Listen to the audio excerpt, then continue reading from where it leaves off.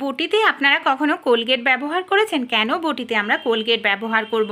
আমরা প্রত্যেক দিন যে বটিতে সবজি কাটি দেখা যায় বটির জং ধরে যায়, বটির ধারটা কমে যায়। তাই বাড়িতেই কিভাবে বটির আমরা জংটা পরিষ্কার করে ধার করে নিতে পারবো, এর জন্য আমি নিয়ে নিয়েছি কোলগেট। খুব ভালো করে বটির গায়ে আমি এইভাবে কোলগেটটাকে লাগিয়ে নিচ্ছি। এইভাবে কোলগেটটা লাগানোর পর আঙুল দিয়ে খুব ভালো করে বটির দু সাইডে এইভাবে আমাদের লাগিয়ে নিতে হবে।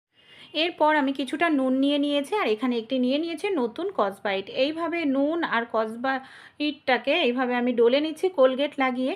জল লাগানো যাবে না, কারণ নুনটা দানা দানা হওয়ায় এখানে স্ক্রাবের কাজ করবে। এর ফলে আমাদের যে বটিতে জং ধরে গেছে সেই জংটা খুব সহজেই পরিষ্কার হয়ে যাবে।